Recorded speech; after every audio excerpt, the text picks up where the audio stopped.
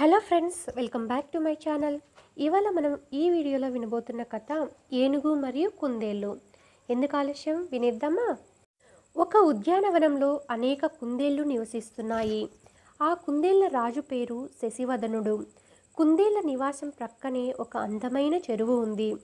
అందులో నీళ్లు చాలా తీయగా ఉంటాయి.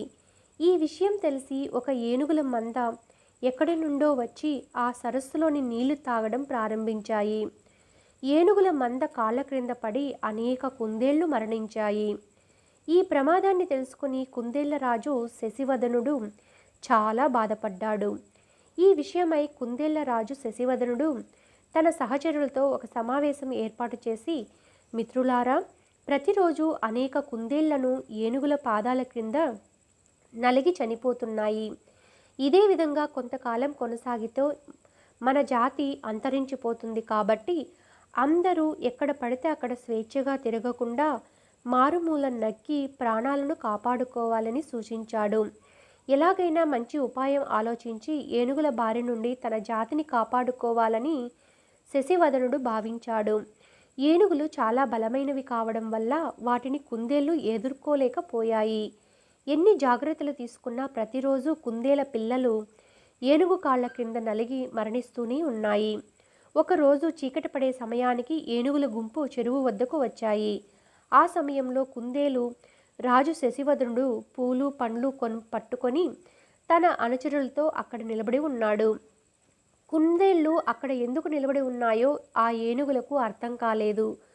కుందేళ్ల రాజు శశివదనుడు ఏనుగులను ఎప్పుడూ చూడనట్లు మాట్లాడుతూ, మీరెవరు అని ప్రశ్నించాడు. ఈ ప్రశ్న వినగానే ఏనుగుల రాజుకు కోపం వచ్చింది. మేమెవరో నీకు తెలియదా? ఈ అడవికి రాజులం. నా పేరు గజరాజు అంటూ ఏనుగుల రాజు ఘీంకరించాడు. ఆ మాటలు విన్న కుందేళ్ల రాజు జాలిగా మొహం పెట్టి, అయ్యా, తమరే నా గజరాజు? నిన్న మా రాజు అయిన చంద్రదేవుడు కలలో కనిపించి అనేక విషయాలు చెప్పాడు. మీరు ఈ సరస్సు జోలికి వచ్చిన కుందేళ్లకు ప్రాణహాని కలిగించిన తీవ్ర పరిణామాలు ఎదుర్కోవాల్సి వస్తుందని చెప్పాడు. మీరు ఈ చెరువు వద్ద మీ ఇష్టానుసారంగా ప్రవర్తిస్తున్నారని, మీ కాళ్ళ క్రింద కుందేళ్ల పిల్లలు నలిగి చనిపోతున్నాయని, అందుకుగాను మిమ్మల్ని శిక్షించడానికి ఈవేళ మా చంద్రంరాజు ఇక్కడికి వస్తున్నట్లు చెప్పాడు. అందువల్ల మేమంతా మా రాజుకు స్వాగతం పలకాలని ఇక్కడొక పూలు పండ్లతో నిలబడి ఉన్నాము అన్నాడు కుందేలు రాజు శశివదనుడు.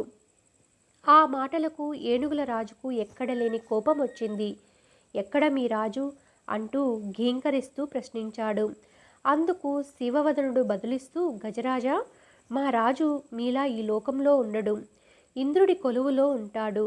మరి కొద్దిసేపటికి ఈ కొలనులోకి వచ్చి అందరికీ కనిపిస్తాడు చూడు అన్నాడు. ఆ రోజు పౌర్ణమి కావడంతో నిండు చంద్రుడు ఆకాశంలో కనిపించాడు. దాని ప్రతిబింబం నిశ్చలంగా ఉన్న చెరువు నీటిలో స్పష్టంగా కనిపించసాగింది. అప్పుడే ఉదయించిన చంద్రుడు కావడంతో ఎరుపు వర్ణంలో కనిపించాడు. కుందేలు రాజు ఆ ఎర్ర చంద్రుని ఏనుగుల రాజుకు చూపిస్తూ, చూడు గజరాజా, ఇతనే మా రాజు. మీపై కోపంతో అతని మొహం ఎంత ఎర్రగా ఉందో చూడు. కోపంతో రగిలిపోతున్న మా రాజు తన ఆయుధాలతో మిమ్మల్ని బంధించాలనుకుంటున్నాడు అని అన్నాడు. ఈ నీటిని తాకితే మీ చంద్రదేవుడు ఏం చేస్తాడో చూస్తాను అని ఏనుగు కదలకుండా నిశ్చలంగా ఉన్న నీటిలో తొండాన్ని ముంచి కొన్ని నీళ్లను తన శరీరంపై పోసుకుంది. వెంటనే చెరువులోని నీళ్లు కదలడంతో అనేక చంద్రబింబాలు కనబడినాయి. చూసావా, మా చంద్రరాజుకు కోపం వచ్చింది అన్నది కుందేలు. ఆ మాటలు విని గజరాజు వెనక్కు జంకాడు. మిత్రమా, ఇన్ని రోజులు ఏదో తెలియక పొరపాటు చేశాము. ఈ రోజు నుండి మా వల్ల మీ ఎవ్వరికీ ఎటువంటి ప్రాణహాని జరగదు.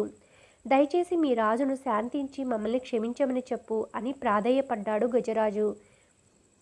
తన ఉపాయం విజయం సాధించడంతో కుందేలు రాజు శశివదనుడి మనస్సులో ఆనందించాడు. మీరు చెప్పిన మాటలను మా రాజుతో చెప్పి వస్తాను. మీరంతా చెరువుకు దూరంగా వెళ్ళి నిలబడి ఉండండి అన్నాడు కుందేలు రాజు. శశివదనుడు చెప్పినట్లే ఏనుగులు దూరంగా వెళ్ళి నిలబడ్డాయి.